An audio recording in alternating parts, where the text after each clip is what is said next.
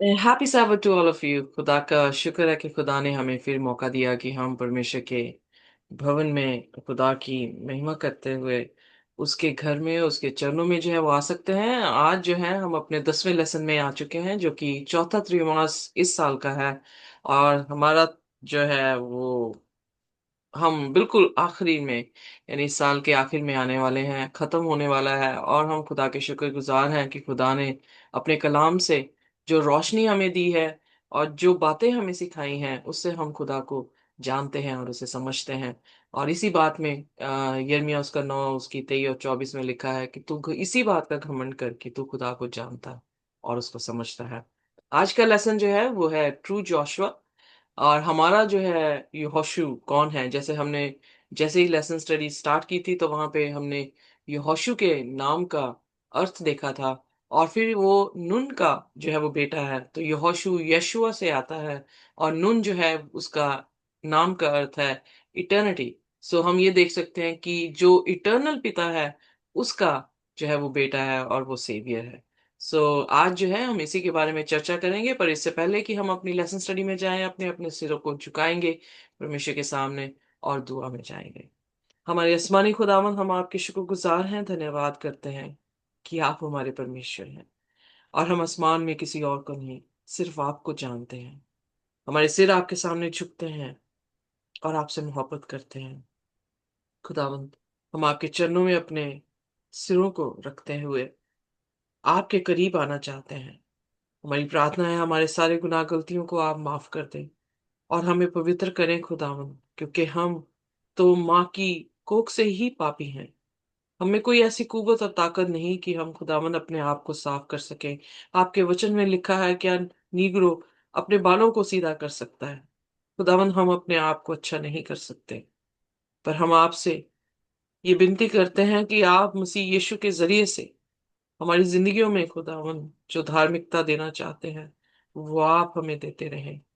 अपने कलाम की इस रोशनी से खुदावन हमारे दिलों को छेदते रहे और खुदावन हमसे बातचीत इसी तरह से करते रहे, ताकि हम आपकी सामने पवित्र होते जाएं। जैसे पौलुस कहता है कि हम दिन ब दिन, क्षण ब क्षण उसकी इमेज में बदलते जाएंगे। खुदावंद हमें भी उसी तरह से अपनी सूरत में ढालते रहें। और आज के कलाम के लिए भी खुदावंद हम प्रार्थना करते हैं कि आप हमारे साथ हो और अपनी बरकत दें। आप बोले हम सुने खुदावंद, आप बढ़े हम घटे, आपका नाम मुबारक ठहरे, हमारे बीच में आए। इस प्रार्थना को प्रभु यीशु मसीह के नाम से मांगते हैं, आमीन। आमीन। आमीन। हम्म। ओके, आइए अपनी याद करने की आयत को देखेंगे, आ, जो कि पहला कुरिन्थियन उसका 10 और उसकी 11वीं आयत है। जी। परंतु ये सब बातें जो उन पर पड़ी दुष्टांत की रीति पर भी, और वे हमारी चेतावनी के लिए जो जगत के अंतिम समय में रहते हैं, लिखी गई है। आमेन। Amen। आमेन। इस आयत से आपको क्या समझ आता है?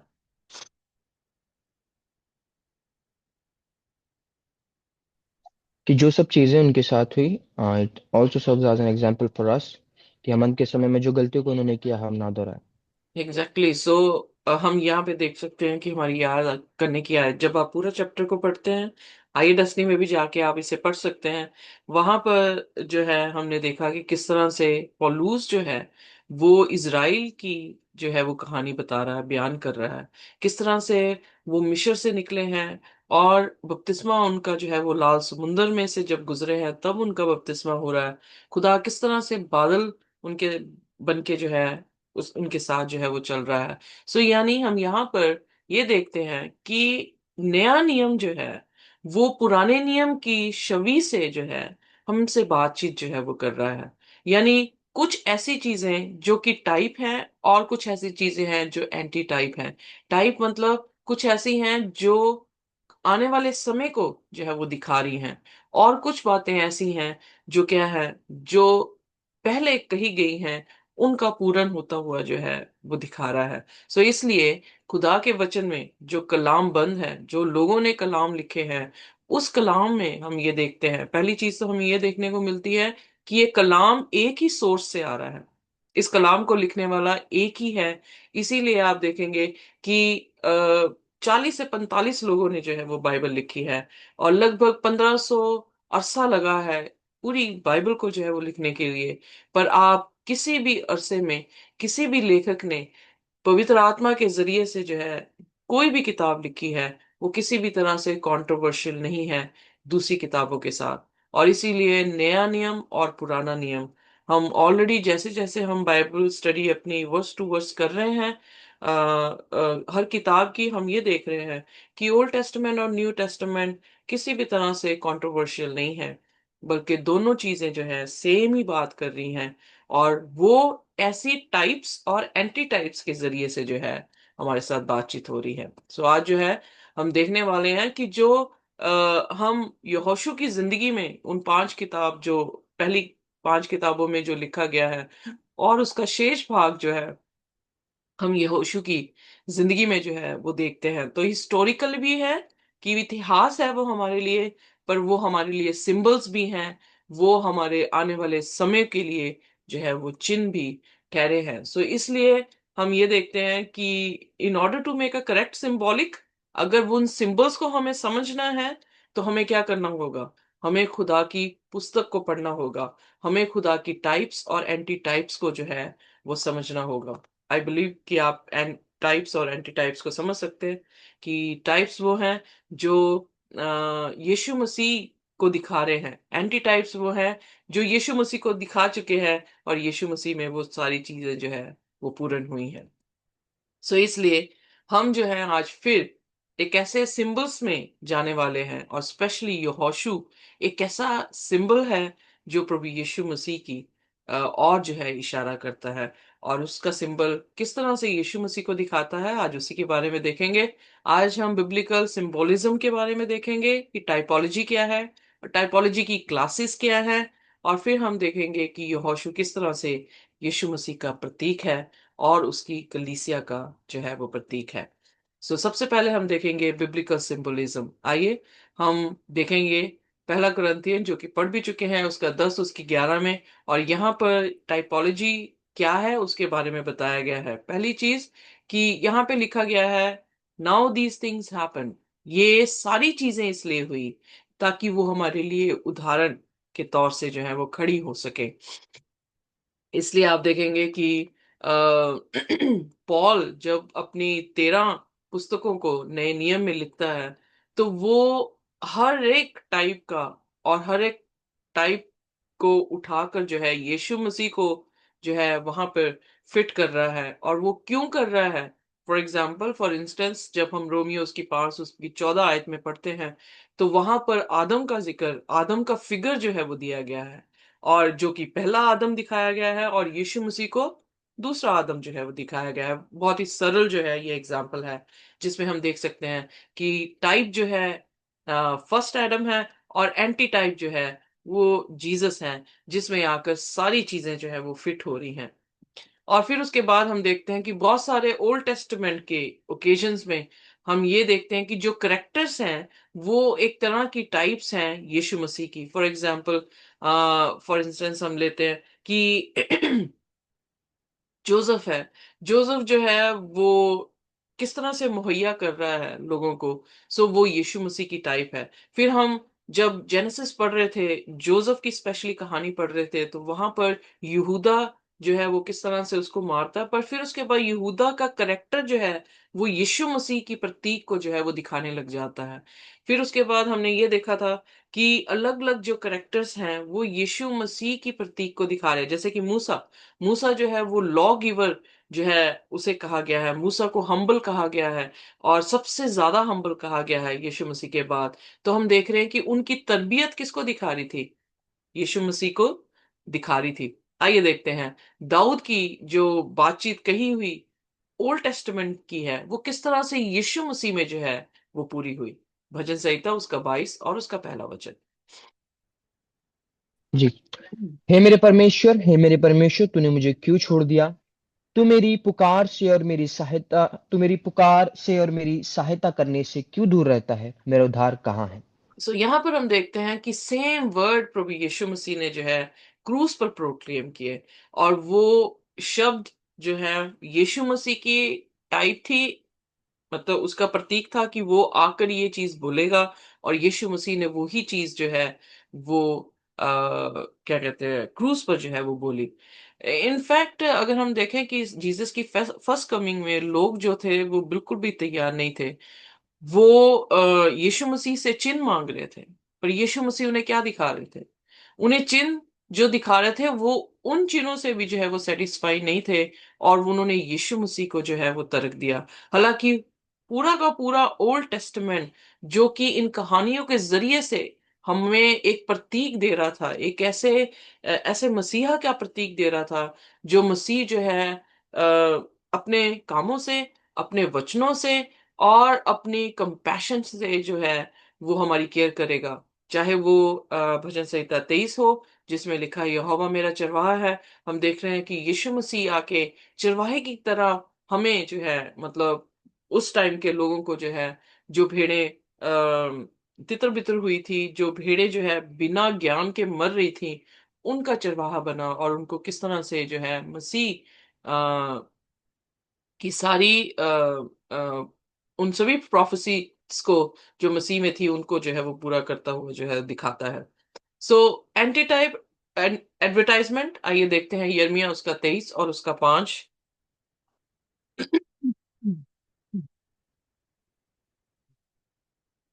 जी। यहोवा की यह भी वाणी है, देख, ऐसे दिन आते हैं जब मैं दाऊद के कुल में एक धर्मी अंकुर उगाऊंगा, और वह राजा बनकर बुद्धि से राज्य करेगा और अपने देश में न्याय और धर्म से प्रभुता करेगा। तो यहाँ पर हम देखते हैं कि परमेश्वर जो है वो यहाँ पर हम देखते हैं कि दाऊद के घराने से एक ब्रांच का उठना, जो कि राइचियसनेस वाली ब्रांच है, यानी धार्मिकता की जो है ब्रांच को हिंदी में क्या कहा, sorry, the David righteous branch, जो कि राज्य कर रहा है और अनंत काल का राज्य कर रहा है। एग्जीक्यूट क्या कर रहा है? धर्मी। जस्टिस, सॉरी, धर्मी धर्मी। ब्रांच, या टहनी। धर्मी। There it is written that धर्मी अंकुर उगाऊंगा। ओके, सो यहाँ पर जो है इंग्लिश में जो है उसे ब्रांच कहा गया है, कि डेविड के गोत्र से एक ऐसी टहनी जो है वो निकलेगी, जो धार्मिकता को जो है वो दिखाएगी। सो वो कौन सी टहनी निकली है, या वो कौन सा अंकुर, लस्सी अंकुर निकला है? वो कोई और नहीं, प्रभु यीशु मसीह है, जो दाऊद के घराने से जो है वो आए हैं, और जिन्होंने जस्टिस भी दिखाई है, राइचियसनेस भी जो है वो दिखाई है। सो जब हम यीशु मसीह के बीच में उन सभी भविष्यवाणियों को पूरा होते देखते हैं, तो हम ये यकीन करते हैं कि प्रभु यीशु मसीह ही मसीहा है, जो हमारे लिए आए हैं, कुर्बान हुए हैं, और तीसरे दिन जी उठकर आसमान की बादशाह में जिंदा जो है वो उठाए गए हैं। और इसीलिए पौलुस जब करंथियन की कलीसिया, पहला करंथियन उसका 15 अध्याय लिखते हैं, तो वहां पर उन्होंने इन्हीं चीजों के बारे में बयान किया है कि अगर यीशु ना मरते और जी ना उठते तो हमारा विश्वास क्या होता? व्यर्थ होता। पर जैसे यीशु मरे और जी उठे हैं, वैसे हम भी जो है वो जी उठेंगे, आंख झपकते हम जो है वो बदल जाएंगे। सो इसीलिए हम टाइप जो देखते हैं पुराने नियम में, और वो यीशु मसीह में पूरी हुई हैं, उससे हमें यकीन होता है कि यीशु मसीह ही हमारे मसीहा हैं। आइए देखते हैं मत्ती उसका 27 और उसकी 46 आयत। जी। तीसरे पहर के निकट यीशु ने बड़े शब्द से पुकार कर कहा, एली एली लामा सबक्तनी, अर्थात हे मेरे परमेश्वर, हे मेरे परमेश्वर, तूने मुझे क्यों छोड़ दिया। सो यहाँ पर भी हम देखते हैं कि खुदावन यीशु मसीह फिर जो है, कहाँ पर दाऊद एक टाइप है, जो प्रतीक है यानी यीशु मसीह का, और यीशु मसीह क्या बन गए हैं? एंटी टाइप बन गए हैं, यानी उस प्रतीक को जो है वो क्या कर रहे हैं? पूरा कर रहे हैं। सो उसके बाद आइए देखिए लेव अवस्था उसका पहला, उसकी 3 से 5 आयत।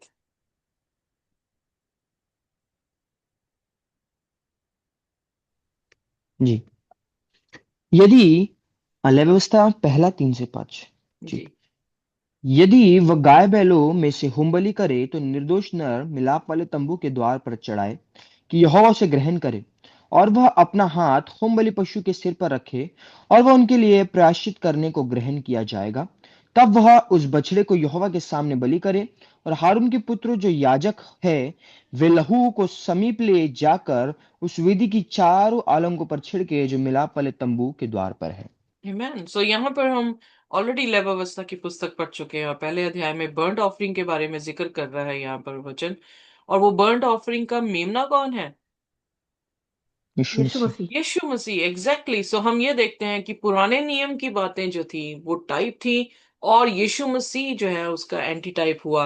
उसका जो है उस चीज को जो है उसने आकर पूरा किया। सो बाइबल में जो बातें भी लिखी हैं, इसीलिए यीशु मसीह ने कहा मत्ती उसके 5 अध्याय में कि तुम बाइबल पढ़ते हो और तुम समझते हो कि इसमें जिंदगी है, पर ये किसके बारे में बात कर रही है? प्रभु ने कहा ये मेरे बारे मेरे में बारे में। बात कर रही है। सो जब हम खुदा का कलाम पढ़ रहे हैं, हमें ढूंढना होगा कहां पर यीशु मसीह है, क्योंकि कलाम जो है वो टाइप है, और यीशु मसीह उसका एंटी एंटी टाइप। टाइप है। और फिर हम देखते हैं, आइए आइए देखते हैं यशायाह उसका 53 उसकी 5 से 7 आयत, जो कि बहुत ही मशहूर अध्याय है। प्रभु यीशु मसीह की मौत और किस तरह से उसका जो है उसकी सफरिंग होगी उसके बारे में जिक्र करता है। परंतु वह हमारे ही अपराधों के कारण घायल किया गया, वह हमारे अधर्म के कामों के हेतु कुचला गया। हमारी ही शांति के लिए उस पर ताड़ना पड़ी कि उसके कोड़े खाने से हम चंगे हो जाए।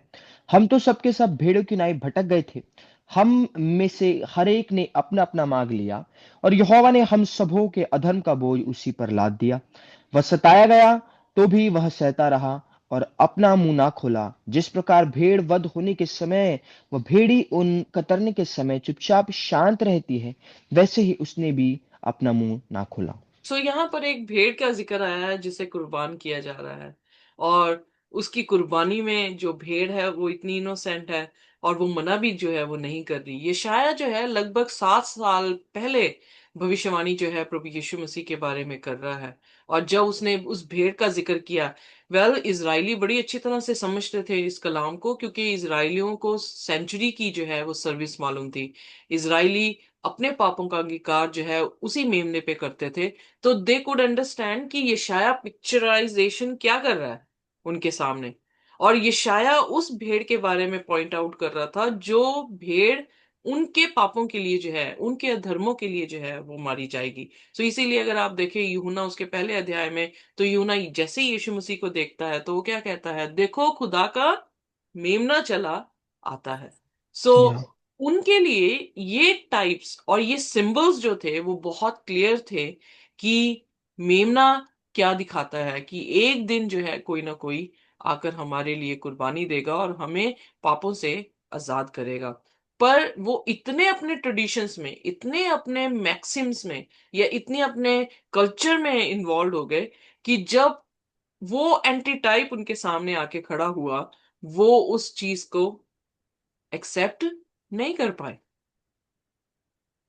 सो इसलिए पहला कुरिन्थियन 10 उसकी 11 में जो पौलुस लिख रहा है कि वो सारी चीजें हमारे लिए एक उदाहरण है, और इसलिए लिखी गई हैं एक इंस्ट्रक्शंस की तरह, ताकि अंत के दिनों के लोग जो है वो, जैसे जबेस ने कहा, कि वो हम गलतियां ना करें जो उन्होंने गलती की हैं। फर्स्ट कमिंग जीसस की जो थी उसके लिए लोग प्रिपेयर नहीं थे, उन्होंने फर्स्ट कमिंग जो है वो मिस कर दी। What about second coming today? क्या हम तैयार हैं दूसरी आमद के लिए? क्या हमने अपने आप को प्रिपेयर कर रखा है कि हम खुदा की दूसरी आमद को जो है वो देख सके? इसलिए पुराना नियम हम छोड़ ही नहीं सकते हैं, क्योंकि पुराना नियम जो है वो टाइप है, और यीशु मसीह जो नया नियम में, पुराना नियम और पौलुस की पत्रियां, यूहन्ना की पत्रियां या पतरस की पत्रियां जो हम देखते हैं, उन वो सारी क्या है? टाइप है जो यीशु मसीह में पूरी हो रही हैं। और सिर्फ यीशु मसीह में नहीं, पर आज के लेसन में हम देखेंगे कि हमारे में जो है वो पूरी हो रही हैं। आइए देखते हैं यूहन्ना उसका 19 और उसकी 16 से 18 आयत, जिसमें यीशु मसीह की मौत का जिक्र किया गया है, जो कि यशाया 700 साल पहले जो है उसका जिक्र या उसके बारे में भविष्यवाणी करता है। जी। थैंक तब उसने उसे उनके हाथ सौंप दिया ताकि वो क्रूस पर चढ़ाया जाए। तब वे यीशु को ले गए और वह अपना क्रूस उठाए हुए उस स्थान तक बाहर गया जो खोपड़ी का स्थान कहलाता है और इब्रानी में गुलगता। वहां उन्होंने उसे और उसके साथ और दो मनुष्य को क्रूस पर चढ़ाया, एक को इधर और एक को उधर, और बीच में यीशु को। और पिलातुस ने एक दोष पत्र लिखकर क्रूस पर लगा दिया और उसमें यह लिखा हुआ था, यीशु नासरी यहूदियों का राजा। सो यहाँ पर हम देखते हैं कि प्रभु यीशु मसीह की तौहीन, प्रभु यीशु मसीह की कुर्बानी, प्रभु यीशु मसीह को जिल्लत देना, और फिर किस तरह से खुदा जो है वो यरूशलेम से बाहर जो है वो मर रहे हैं। सेंचुरी में कोर्टयार्ड जो है वो होली प्लेस से बाहर है, और ये उनके लिए समझना इजी था। आज हमारी क्रिश्चियन वर्ल्ड में लोग सेंचुरी के बारे में बिल्कुल नहीं जानते हैं, वो समझ नहीं पाएंगे खुदा के कलाम को, और इसीलिए भरमाए जाते हैं, और इसीलिए वो भेड़ें जो है तितर बितर की गई हैं या की जाती हैं, because they don't understand the type from the Bible. वो बाइबल से समझ नहीं पाते। अब यहूदी कौम इस बारे में जानती थी, पर यहूदी कौम भी अंधी कर दी गई। शैतान ने उनको भी अंधा किया, क्योंकि वो अपने हिसाब से अपनी टाइप्स और एंटी टाइप्स में जो है वो विश्वास करने लग गए थे। हमारे लिए ये उदाहरण है कि हम जो आखिरी दिन के लोग हैं वो किसी तरह से भी इन बहकावे में जो है वो ना आए, इन यू नो डिसेप्शंस में जो है वो ना फंस सके। पर आइए देखते हैं टाइपोलॉजी क्लासेस, मती उसका 2 और उसकी 15 आयत। जी। और हेरोदेस के मरने तक वही रहा, इसलिए कि यह वचन जो प्रभु ने भविष्यवक्ता के द्वारा कहा था कि मैंने अपने पुत्र को मिस्र से बुलाया, पूरा हो। सो यहाँ पर कौन सी ऐसी आपको टाइप जो है वो दिखाई दे रही है?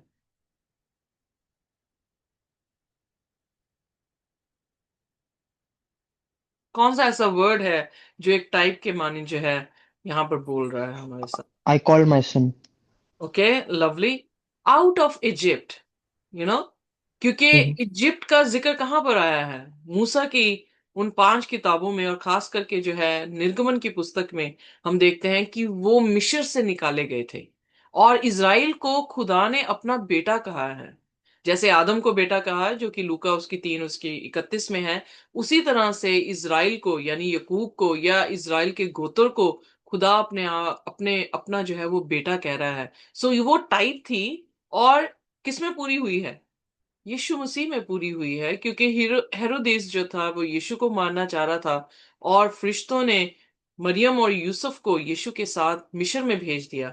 अब तब तक वहां पर रहे जब तक कि हेरोदेस की मौत नहीं हो गई, और उसके मरने के बाद फिर दोबारा से उन्हें जो है कहां से निकाला गया। सो वो एक एक टाइप थी जिसको फुलफिल जीसस ने किया, जो कि इजरायली कौम मिस्र में थी, और उन्हें मिस्र की गुलामी से निकाल कर जो है आजादी में जो है वो लेकर आए।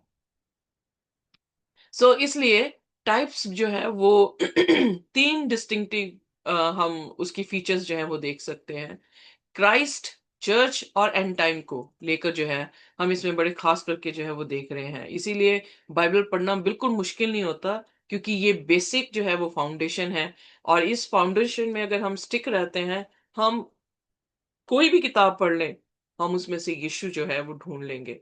हम उसमें से यीशु के ऊपर जो प्रोफेसीज हैं उन्हें ढूंढ लेंगे, और उसी के साथ साथ जो कलीसिया के कर्तव्य हैं या कलीसिया से जो एक्सपेक्टेशन रखी गई है उसको भी जो है वो ढूंढ सकते हैं। सो आइए देखते हैं कि टाइप्स और एंटी टाइप्स। इसराइल के बारे में जब हम जिक्र करते हैं, जो कि टाइप है इजराइल, उसका जब जिक्र आता है तो हम ये देखते हैं कि he was taken to Egypt.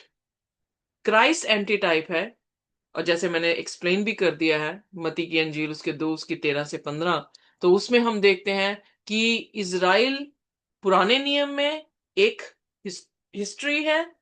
यीशु मसीह भी आज हिस्ट्री है हमारे लिए, क्योंकि 2000 साल पहले इस तरह से हुआ। पर चर्च जो न्यू इज़राइल है, उसको जो है वो किस तरह से मिस्र से निकाला जा रहा है, वो आज हमारी जिंदगियों में जो है वो अप्लाई हो रहा है। आइए देखते हैं गलेतियों उसका 6 और उसकी 16वीं आयत।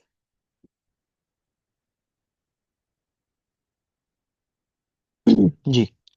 और जितने इस नियम पर चलेंगे उन पर और परमेश्वर के इज़राइल पर शांति और दया होती रहे।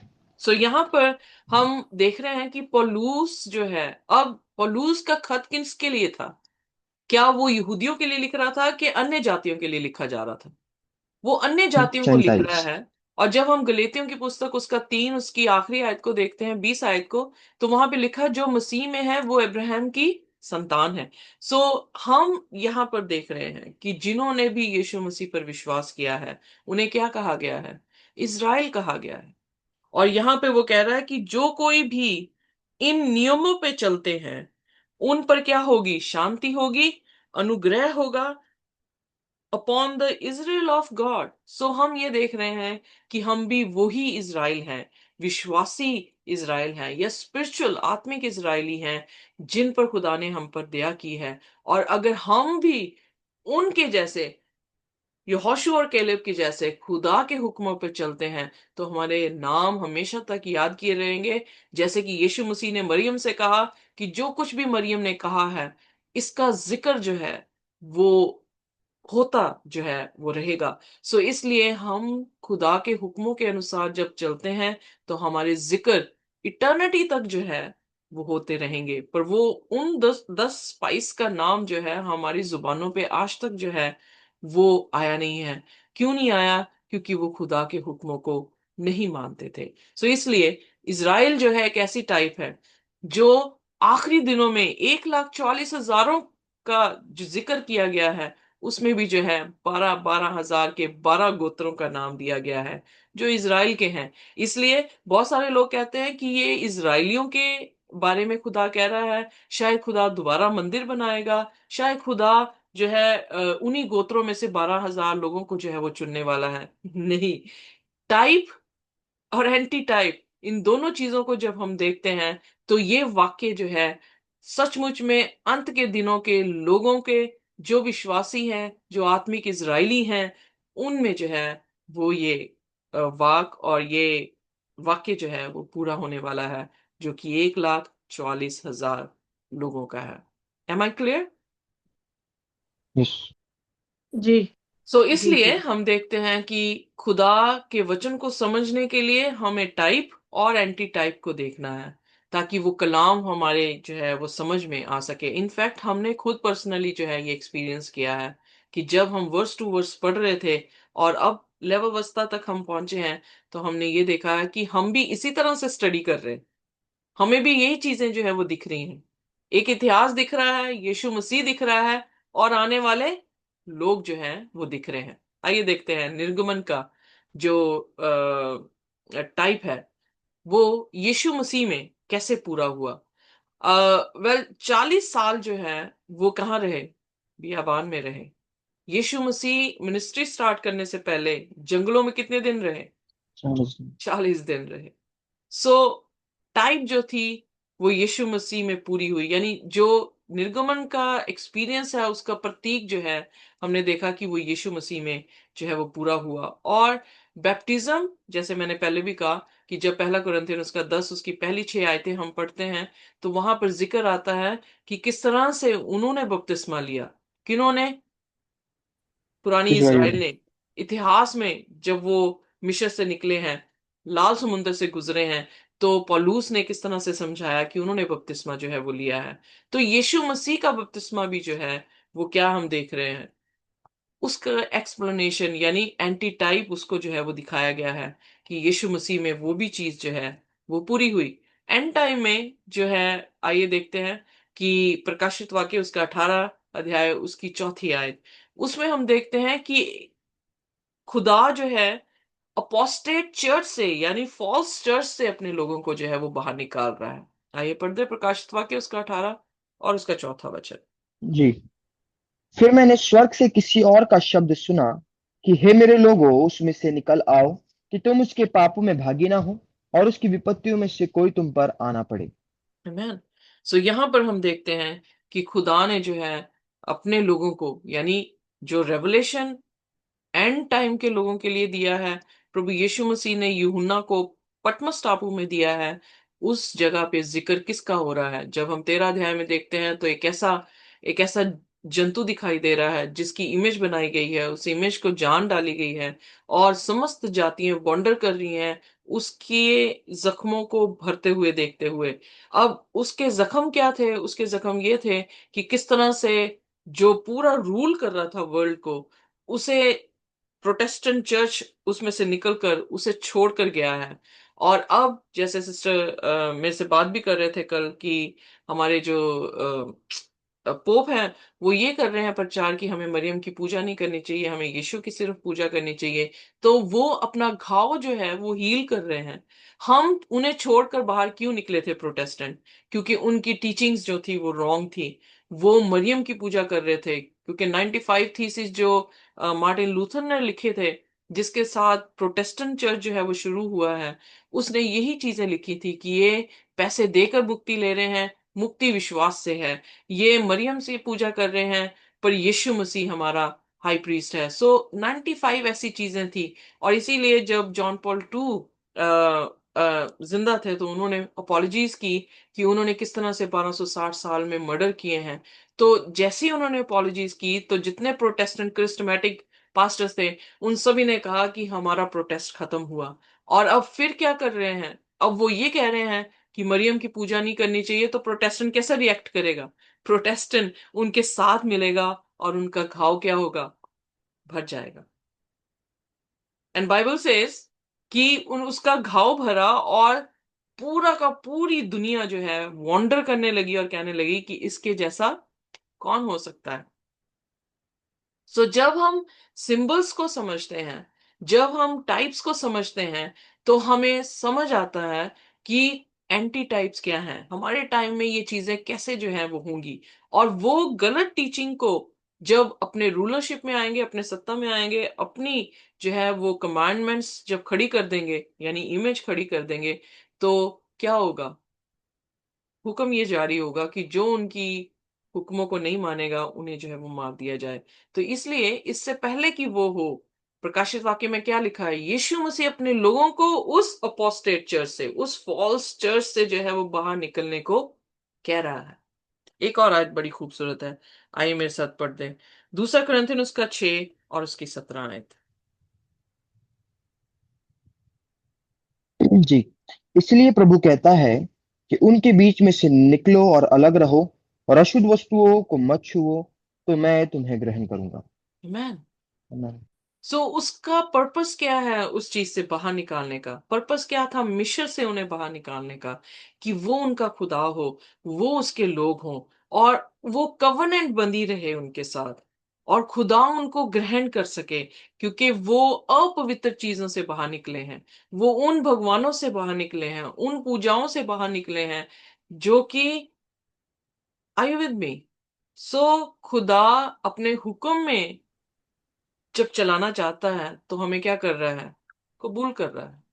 पर जब जी। हम दुनिया के हुक्म में चल रहे हैं, तो खुदा हमें क्या कर देगा? रिजेक्ट कर देगा। तो उसी तरह से सेंचुरी एक साइन है। आइए देखते हैं सेंचुरी। यीशु मसीह ने अपने आप को सेंचुरी कहा, जो कि यूहन्ना उसका 1 उसकी 14 और दूसरा अध्याय की 21 से 22 में, जब स्पेशली आप पढ़ सकते हैं दूसरा अध्याय उसकी 21 से 22, जब यीशु मसीह ने कहा कि ये मंदिर मैं ढाकर दोबारा से बनाऊंगा, तो वो किस मंदिर के बारे में बात कर रहे हैं? अपनी देह के बारे में उन्होंने बात की है। यूहन्ना उसका 2 और उसकी 21 से 22।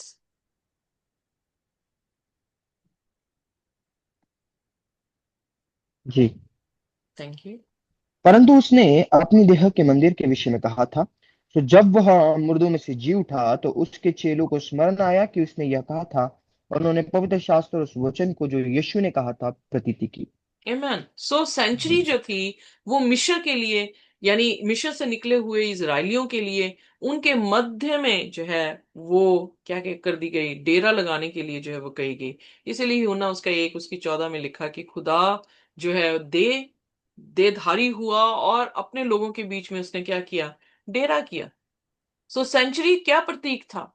सेंचुरी यीशु मसीह का प्रतीक था। इसलिए सेंचुरी के सारे आर्टिकल्स जो हैं वो किसके प्रतीक दिखाई देते हैं? चाहे वो लैम्प स्टैंड हो, चाहे वो रोटियां हो, चाहे वो ऑल्टर ऑफ इंसेंस हो, चाहे वो मेमना हो, चाहे वो ऑल्टर हो जहां पे सेक्रीफाइस कर रहे हैं, चाहे वो आर्क ऑफ कवेनेंट हो, चाहे आर्क ऑफ कवेनेंट में रखी हुई 10 हुक्म हो, हारून की छड़ी हो और मन्ना हो, और जो चेरुबिम्स है और मर्सी सीट है, किसको दिखा रहा है? यीशु मसीह का प्रतीक है। और यीशु मसीह ने आकर उस प्रतीक को जो है वो क्या कर दिया? पूरा कर दिया। और उसी तरह से चर्च कैसे दिखा रहा है उस प्रतीक को? We are the temple of God. पहला कुरिन्थियन उसका 3 उसकी 16 से 17 आयत में जब हम पढ़ते हैं, पहला कुरिन्थियन उसका 6 उसकी 19 और 20 में जब हम पढ़ते हैं, तो हम वहां पर जिक्र देखते हैं कि पौलुस इस देह को खुदा का मंदिर कह रहा है। सो जी। साइंटिफिकली जो हम खा रहे हैं, जो हम पी रहे हैं, वो इफेक्ट कर रहा है हमारे माइंड को, हमारी प्रोसेसिंग को, थॉट्स प्रोसेसिंग को। क्योंकि अगर कोई इंसान शराब पीता है तो उसका माइंड क्या हो रहा है? ड्राउजी हो रहा है, उसका माइंड जो है क्लाउडी हो रहा है, और उसकी थॉट प्रोसेसिंग में उसका डिसीजन मेकिंग जो है वो पूरा हो रही है। इसलिए आप देखेंगे शराबी लटकता हुआ जाता है। पर अगर हम हेल्दी फूड खा रहे हैं और इनफ वाटर ले रहे हैं, इनफ ऑक्सीजन ले रहे हैं, तो हमारे जो सेल्स हैं वो काफी हेल्दी होने के कारण क्या हो रहा है? हमारी थॉट प्रोसेसिंग जो है वो बेटर हो रही है। और जितनी इंफॉर्मेशन खुदा के बारे में हम अपने माइंड में लेकर जाते हैं, उसी इंफॉर्मेशन के बिहाफ पर हमारा माइंड जो है वो डिसीजन बना रहा है। Are you getting me? जी। सो डेफिनेटली है कि जो हमें बाइबल में सिखाया जा रहा है, जो बाइबल हमें सिखा रही है, वो हमें ये सिखा रही है कि मसीह यहां पर रहना चाह रहा है। और यहां पे कैसे रह सकता है? उसके वचन के जरिए से। जो वचन हम सुनकर अपने माइंड में वो सारी इंफॉर्मेशन जो है वो डाल रहे हैं। खुदावन यीशु मसीह का ये मंदिर है, आत्मा इसमें वास करता है, या मसीह हमारे बीच में होकर धर्म के काम कर रहा है? बिकॉज वो इंफॉर्मेशन जो खुदा के वचन की हमारे दिमाग में है वो कैलकुलेट हो रही है, वो हमारे डिसीजन बनाने में हमारी मदद कर रही है। बट हम न्यू टेस्टामेंट क्रिश्चियंस क्या कर रहे हैं?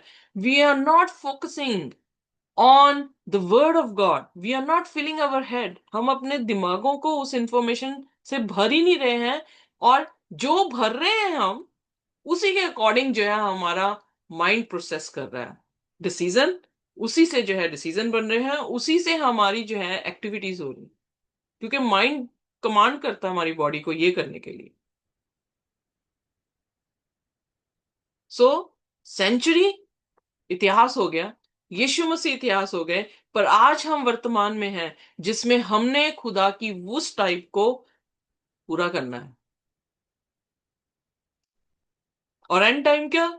हम प्रकाशित वाक्य उसका 21 उसकी 2 से 3, खुदा जो है अपना मंदिर दोबारा बनाने वाला है, फिर मध्य में आने वाला है। क्या हम तैयार हैं? Are we ready?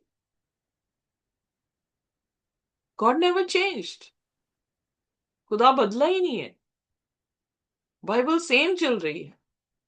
First coming Jesus की लोगों ने मिस की है, सेकंड कभी भी लोग जो है वो यीशु की मिस करने वाले हैं। क्या हम उनमें से हैं जिन्होंने मिस करनी है, या हम उनमें से हैं जो शादमान होंगे? सो यहोशू एक ऐसा सिंबल है जिसके बारे में जो है वो बाइबल बयान करती है। और यहोशू, जैसे मैंने पहले ही कह दिया आपको, कि यशुआ से आता है उसका शब्द, जो कि यीशु शब्द जो है नए नियम में हमें ग्रीक में देखने को मिलता है। और फिर नुन, जो उसके पिता का नाम है, नुन मीन्स इटर्नल। सो इटर्नल गॉड का बेटा। कितना साफ है ये मैसेज। अगर आप देखें कि हर नाम जो इज़राइल अपने बच्चों के रखते थे, वो खुदा की तरबियत के ऊपर जो है, जैसे दानियल है, दानियल का अर्थ है कि खुदा मेरा जज है। सो उसकी आमीन। तरबियत के ऊपर जो है नाम रखे जाते थे। और जो भी चीज हो रही है वो क्लियर मैसेज दे रही है उनको। बट जैसे हम मैसेज नहीं कर पा रहे हैं कॉम्प्रिहेंड, क्योंकि हम अपने कल्चर्स में, अपने ट्रेडिशंस में, अपनी फीलिंग्स में इतने फंसे हुए हैं कि खुदा की तवज्जो कर ही नहीं पा रहे। सो आइए देखते हैं व्यवस्था विवरण उसका 18 और उसकी 15वीं आयत। जी। तेरा परमेश्वर यहोवा तेरे मध्य से अर्थात तेरे भाइयों में से मेरे समान एक नबी को उत्पन्न करेगा, तू उसी की सुनना। सो यहाँ पर हम देखते हैं कि मूसा जो है वो अपने जैसा एक नबी आ, कि उठेगा उसके बारे में जो है वो बातचीत कर रहा है। अब मूसा के बाद कौन सा ऐसा नबी था जो मूसा के जैसे उदय हुआ? हम देखते हैं कि वो कोई और नहीं यहोशू था, क्योंकि सिमिलैरिटीज हम ऑलरेडी देख चुके हैं कि मूसा ने जो है लाल समुंदर पार किया, यहोशू के जरिए से खुदा ने यरदन नदी को पार किया। मूसा के हाथ खड़े होने से जय मिल रही है, यहोशू अपनी तलवार खड़ी कर रहा है तो जय मिल रही है। फिर हम सिंबल ये भी देख रहे थे कि खुदा उससे आके मुलाकात कर रहे हैं और उनसे कह रहे हैं कि ये जगह पवित्र है, अपनी जूती उतार दे। और उसी तरह से हम यहोशू उसके 5 उसकी आखिरी आयतों में देखते हैं कि यहोशू को भी यही बात कही गई। बट क्या कहानी वहीं पर समाप्त हो गई? नहीं, यहोशू का सिंबल जो है वो यीशु मसीह में जाके अल्टीमेट जो है वो पूरा हुआ। क्योंकि जो ये किरदार थे उनमें कमियां थी, पर जो फाइनली किरदार हमारे पास आया यीशु मसीह, उसमें कोई भी कमी नहीं थी। और इसलिए वो हमारा क्या बन गया? उद्धारकर्ता बन गया।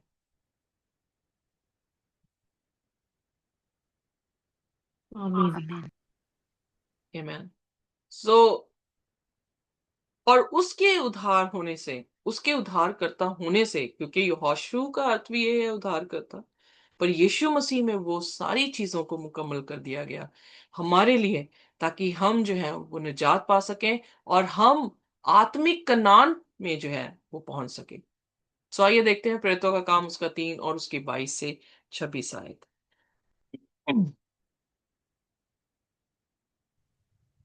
जी। Thank you. जैसे कि मूसा ने कहा, प्रभु परमेश्वर तुम्हारे भाइयों में से तुम्हारे लिए मुझसा एक भविष्यवक्ता उठाएगा, जो कुछ वह तुमसे कहे उसकी सुनना। परंतु प्रत्येक मनुष्य जो उस भविष्यवक्ता की ना सुने, लोगों में से नाश किया जाए। सो यहाँ पर किसके बारे में प्रचार कर रहा है पतरस? किसकी तरफ नजर हमारी लेकर जा रहा है? प्रभु यीशु मसीह की तरफ। और यहां पर क्या लिखा गया है कि जो कोई उसकी ना माने वो तुम्हारे में से क्या कर दिया जाए? नाश किया जाए। नाश कर दिया जाए। हम इस चीज का रट्टा लगा के बैठे हैं कि प्रभु Yeshu Masih, which is very very important, critical, crucial, significant, remarkable, कि यीशु मसीह हमारी कुर्बानी बने हैं, यीशु मसीह के जरिए से हमारी हमारी जो है वो निजात है। पर दूसरा हिस्सा क्यों भूल जाते हैं कि जो उसकी नहीं सुनेगा वो काट दिया जाएगा। सो हमें सुनना होगा। जैसे मूसा जो था वो यीशु मसीह का टाइप था और यीशु मसीह एंटी टाइप है। सो इसलिए जो मूसा ने लिखा है, यीशु मसीह हम ऑलरेडी देख चुके हैं कि यीशु मसीह ने 2 लिंक दे दिए, और उन 2 लिंक्स को जब हम टैप करते हैं तो ओल्ड टेस्टामेंट के सारी व्यवस्था ही आ जाती है। और ऐसा नहीं कि हम फॉलो नहीं कर रहे हैं, हम फॉलो कर रहे हैं, बट पूरी तरह से नहीं, क्योंकि हमें पता ही नहीं है कि ये खुदा के हुक्म है। और आज जो है गवर्नमेंट्स वो हुक्म बना के जो है वो चला रही हैं, पर हमें फॉलो करना नहीं आ रहा।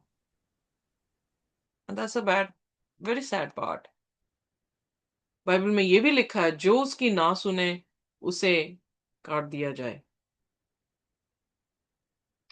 और एंटीटाइप यहोशू का हमें देखने को मिलता है कि वो यीशु मसीह में पूरा हुआ, क्योंकि यीशु मसीह पूर्ण तौर से उद्धारकर्ता बनकर जो है हमें देखने को मिले हैं।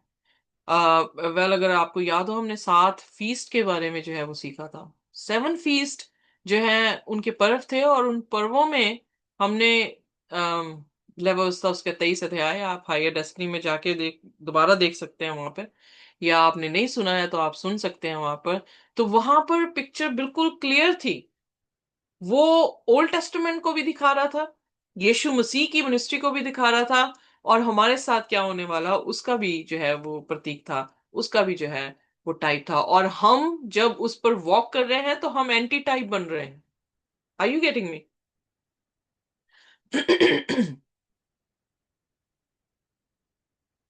जी। जैसे यीशु मसीह एंटी टाइप बने वैसे हम एंटी टाइप बन रहे हैं। सो इसीलिए यीशु की इमेज हम क्या कर रहे हैं? फॉर्म करते हैं जब हम यीशु जैसे काम कर रहे हैं। आइए देखते हैं यशाया 49 उसका 8 वर्स।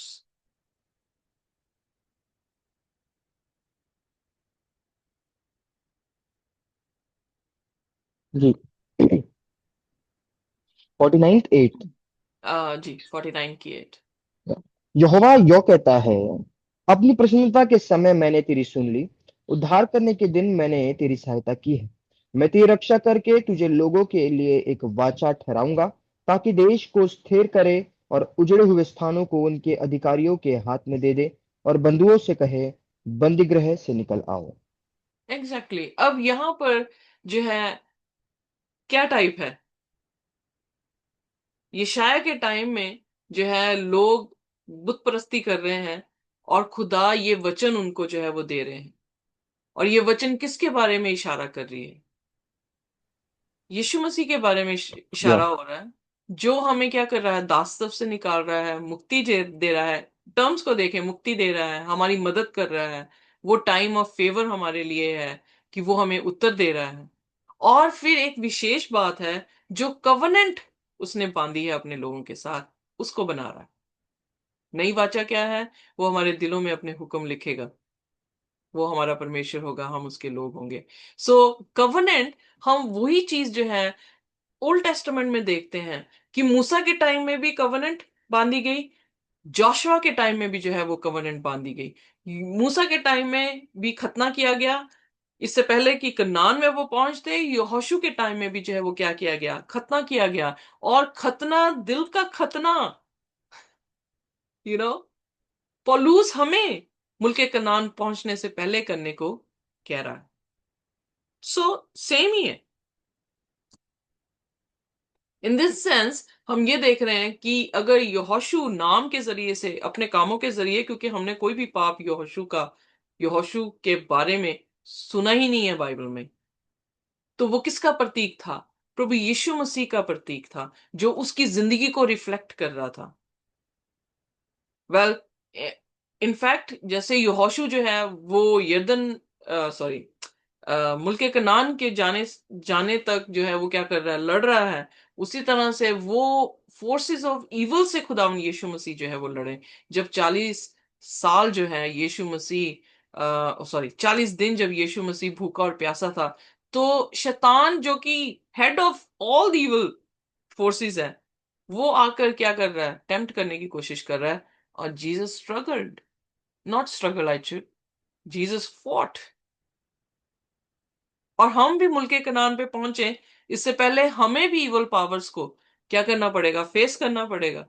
चाहे वो टेम्पटेशंस के जरिए हो, चाहे वो खुदा के हुक्म को ना मानने के जरिए से हो, चाहे वो शरीर की अभिलाषा के जरिए से हो, खाने पीने की अभिलाषा के जरिए से हो। इन सभी फोर्सेस को हमें क्या करना पड़ेगा। इसीलिए तो पौलुस कह रहा है गलातियों उसके 2 की आखिरी आयतों में कि मैं हर रोज अपने आप को मसीह के साथ क्रूस पर,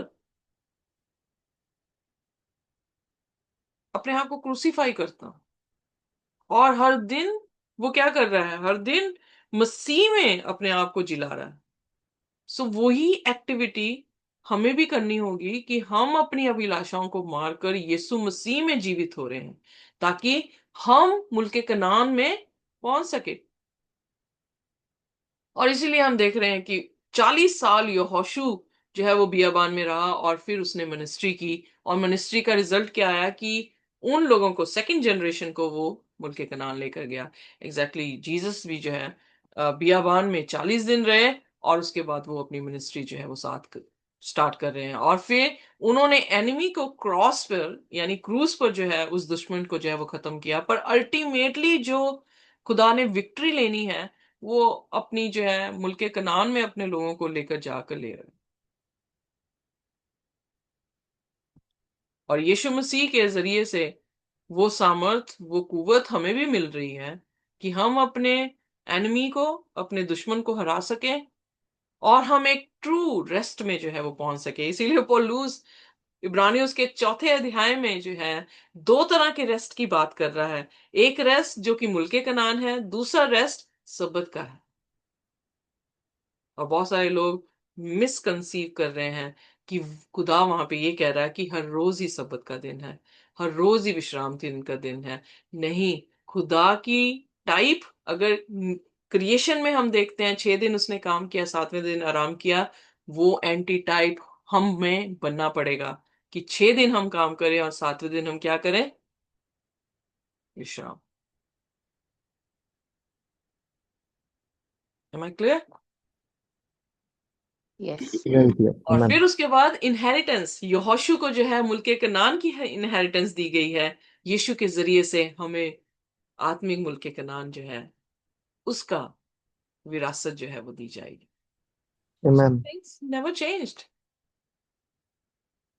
and that's the beauty of the Bible. And once we come to know, एक बार हम जान गए खुदा की खूबसूरती को, वो वो भोजन हम रोज जब खा रहे हैं उस मन्ना को, तो वो हमें क्या करेगा? स्ट्रेंथन करेगा। तो यहोशू चर्च की भी टाइप है, क्योंकि यहोशू क्या कर रहा है? जंग जंग में जा रहा है, फतेह कर रहा है, उस पोजेशन को ले रहा है जो पोजेशन खुदा ने उनके लिए रखी। आइए देखते हैं इफ्सी उसका 6 उसकी 12वीं आयत। जी। क्योंकि हमारा ये मल युद्ध लहू और मांस से नहीं, परंतु प्रधानों से और अधिकारियों से और इस संसार के अंधकार के हाकिमों से और इस दुष्टता की आत्मिक सेनाओं से है जो आकाश में है। आमेन। सो यहां पर हम देखते हैं कि हमारा मल युद्ध हम भाइयों के बीच में नहीं है, हम ह्यूमंस के बीच में नहीं है। हमारा मल युद्ध जो है वो उस अंधकार की शक्तियों से है जो इनफैक्ट हिस्ट्री में यहोशू लिटरली आदमियों से लड़ा है। पर वो किसकी टाइप थी? हमारी टाइप थी कि हमें किससे लड़ना होगा? अंधकार की शक्तियों से लड़ना होगा। और वो अंधकार की शक्तियां ये नहीं कि हम इंसानों से डिसएग्री नहीं होंगे, डेफिनेटली हम होंगे जैसे वो लोग हुए थे, क्योंकि कनान देश के लोगों की फिलॉसफी, उनकी मिथियोलॉजी, उनकी थियोलॉजी एब्सोल्युटली क्या थी? अपोस्टेट थी, एब्सोल्युटली रॉन्ग थी, फॉल्स थी, इसलिए वो लड़े थे। आज हमारे भी सामने ऐसा चर्च है जो कि अपोस्टेट चर्च कहलाया गया है, और हम जब तक उन थियोलॉजी, मिस कंसीव्ड थियोलॉजी के अगेंस्ट नहीं लड़ते हैं, हम वो जगह पे फतेहमंद नहीं होते हैं, तो हम पोजेशन को जो है पोजेस नहीं कर पाएंगे।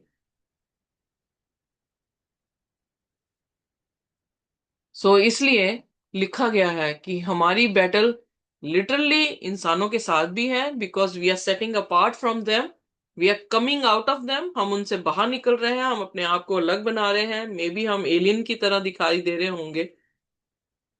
हमारी जंग ही ये है ताकि हम अपने आप को पवित्र करके उस पवित्र स्थान को पोसेस कर सके जो कि पूर्वजों ने जो है मिस कर दिया।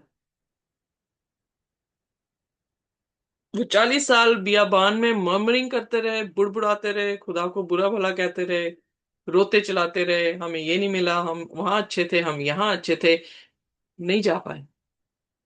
पर जो लोग खुदा के हुक्मों में थे, जो लोग कैलब और जोशुआ जो कि खुदा के साथ वफादारी से होल हार्टेडली चल रहे थे, और उनकी आंखें सिर्फ उस पोजेशन पे लगी हुई थी जो खुदा ने उनके लिए रखा है, वही लोग जो हैं स्वर्ग की बादशाहत में गए। और उन्होंने अपने आप को उस पूरी भीड़ से सेट अपार्ट करके रखा था।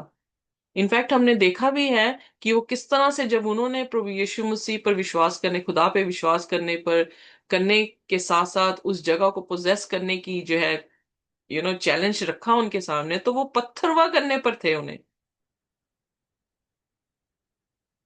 परसिक्यूशन प्रकाशित वाक्य में भी उन लोगों के लिए यही है कि लोग उन्हें क्या करेंगे? ना खा सकेंगे, ना वो बेच सकेंगे, ना वो खरीद सकेंगे, दे विल बी किल्ड, उन्हें मारा जाएगा। बट कौन सी चीज है जो परसिक्यूशन हमारे पे लेकर आ रही है?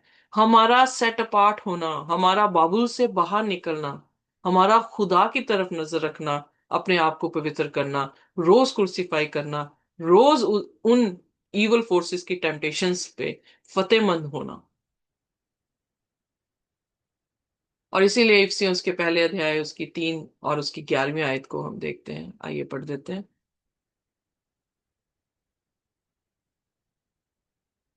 जी। हमारे प्रभु यीशु मसीह के परमेश्वर पिता का धन्यवाद हो कि उसने हमें मसीह में स्वर्गीय स्थानों में सब प्रकार की आशीष दी है। और 11वीं आयत भी पढ़ दें। उसी में जिसमें उसी में जिसमें हम भी उसी की मनसा से, जो अपनी इच्छा के मत के अनुसार सब कुछ करता है, पहले से ठहराए जाकर मिराज बने। सो यहां पर हम देखते हम्म। हैं कि खुदा ने हमारे लिए आत्मिक आशीष रखी हुई है। हम बुलाए गए हैं उस आत्मिक आशीष के लिए जो उसने पहले से ठहराई हुई है। पहले से ठहराने का मतलब ये नहीं है प्री डेस्टिन। बहुत सारे लोग ये सोचते हैं कि खुदा ने पहले ही चुना हुआ कि कौन से लोग स्वर्ग में जाएंगे, कौन से लोग नरक में जाएंगे। तो फिर तो ये गेम ही व्यर्थ हुई। अगर खुदा ने पहले ही ठहराया हुआ है तो सारा का सारा दोष ही खुदा का हो गया। हम तो फिर बिल्कुल निर्दोष हो गए। तो पूरी की पूरी बाइबल का कंसेप्ट ही चेंज कर दिया उन्होंने। We have freedom to choose. और हमारे सामने खुदा ने पहले ही दो जो है वो रास्ते रख दिए हैं। दो घर जो है वो रख दिए हैं। दो दो पावर्स जो हैं वो खड़ी हैं। आपने किसको चुनना है? और जिन्होंने खुदा यीशु मसीह को चुना है उनके लिए यकीनन खुदा ने स्पिरिचुअल ब्लेसिंग्स रखी हैं। सो इसलिए वो स्पिरिचुअल ब्लेसिंग खुदा के खुदा का जो बादशाहत है, नया यरूशलेम या नई जमीन और नया आकाश है, उसके बारे में जो है बयान करता है। सो यहोशू जो है वो हम देखते हैं कि किस तरह से कनान के लोगों को जो है वो नष्ट कर रहा है और उसके लोग जो है उस जमीन को पोजेस कर रहे हैं। एग्जैक्टली वही चीज जो है हम प्रकाशित वाक्य में देखते हैं। प्रकाशित वाक्य उसका 20 अध्याय और उसकी 7 से लेकर 9वीं आयत तक, जिसमें हमने 1000 साल का समय देखा। और 1000 साल के बाद जब वो नए यरूशलेम जमीन पर आ रहा है तो वहां पर क्या हो रहा है?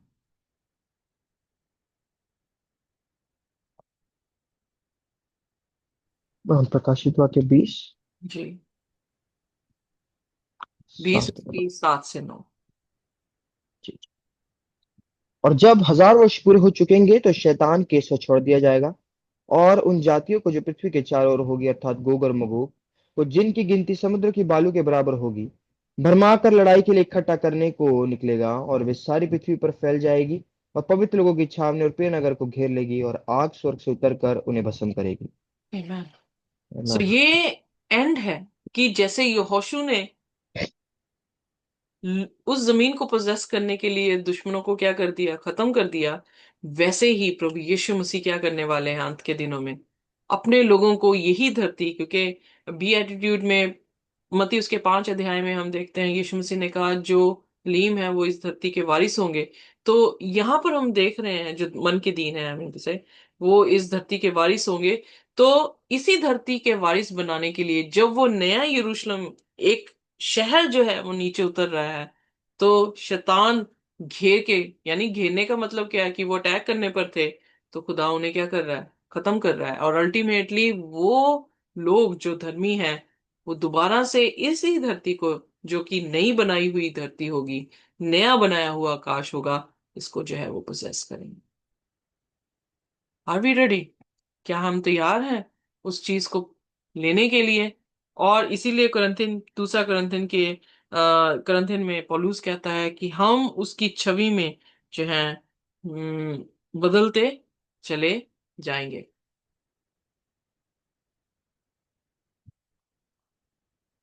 यीशु मसीह अब हमारे लिए जो है वो टाइप है और हम एंटी टाइप बनने के लिए बुलाए गए हैं। Amen। और हमें जरूरत है कि हम खुदा के कदमे कदमों नहीं, खुदा के नक्शे कदमों पर चलते हुए हम भी उस जमीन को पोजेस कर लें जो खुदा ने हमारे लिए रखी है। आमीन। Amen। आइए अपने सिरों को झुकाएंगे और हम प्रार्थना में जाएंगे। कोई भी जन जो है वो हमारे लिए प्रार्थना कर सकता है। आइए हम प्रार्थना करें। नमस्ते के खुदावंत, आपकी महिमा और आपके नाम को जलाल देते हैं। खुदावंत, हमारा हृदय आनंद से और हमारी आत्मा आनंद से झूम उठती है खुदावंत, आपका कलाम खुदावन हमसे बातें करते हैं, हम आपको धन्यवाद देते हैं और आपकी महिमा करते हैं आपके वचनों के द्वारा हमें आशीषित करने के लिए। ये कलाम जो शहद से भी मीठा है खुदावन, हर एक वचन, हर एक आपकी कलाम की बातें जो हमसे आपने कही है खुदावंद, ये हमारे लिए परमेश्वर एक एग्जाम्पल की तरह है खुदावंद की। जो कुछ इसमें लिखा है हम उसके अनुसार चले, और जो बातें सही नहीं हम उसे ना करें। और परमेश्वर हर एक हमारे जीवन से करना, जो कुछ हम करें वो आपको भाए। जिस तरह यीशु मसीह यहोशू एक टाइप और यीशु मसीह आप एक एंटी टाइप है खुदावंद। आप हमारे लिए खुदावंद टाइप है, और हम आपको खुदा इमिटेट करना चाहते हैं खुदावंद। हम खुदावंद आपके खुदावंद नक्शे कदम पर चलना चाहते हैं परमेश्वर। हम जरूर कई बार गिरते हैं, कई बार हम असफल होते हैं, पर हमारी दुआ, हमारी प्रार्थना यही है कि हम आपके निकट ओबीडियंट एंड ग्रेटफुल रहे, और आप जिस तरह चाहते हैं हम वैसी चाल को चले। और खुदावंद हमारे जीवन पे सिर्फ और सिर्फ आप ही दिखते जाए खुदा। हमारी अगुवाई करें, हमारी मदद करें, और जिस तरह आप हमें आप में बढ़ा रहे हैं हम और आपके निकट आते चले जाएं, और हम अपने दृढ़ हो खुदावन, और सिर्फ हमारा जीना आप ही के लिए हो। आपका आना जब निकट है, जब हमने आपके सत्य ताई को जाना है, आपको जाना है खुदा, हम उसमें चले भी बने भी रहे। और जितनों तक आप जितनों ने अभी तक आपको खुदा नहीं जाना, अपना उद्धारकर्ता करके ग्रहण नहीं किया, आप हमारा इस्तेमाल करें जिस तरह आप चाहते हैं, आप आपके कार्य को करें, और उन तक भी आपका ये कलाम पहुंचे, और वो भी विश्वास करने पाए और आपको अपना उद्धारकर्ता करके ग्रहण करें। सब बातों में आपकी मर्जी पूरी हो। इस शब्द के लिए आपका धन्यवाद, हमें जुड़ाए रखने के लिए आपका धन्यवाद, आज इस श्वेतों का इस्तेमाल करने के लिए आपका धन्यवाद, हम सबों को इस्तेमाल करने के लिए आपका धन्यवाद, और इस ग्रुप को देने के लिए आपकी हम महिमा करते हैं।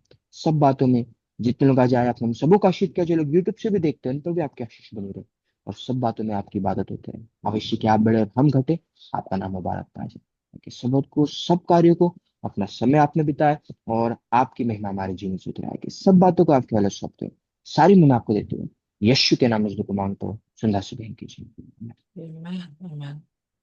खुदा की शांति और उसका अनुग्रह हमारे साथ जब तक हम प्रभु यीशु मसीह को रूबरू ना देख लें, इसी तरह से बना रहे। आमीन। आमीन।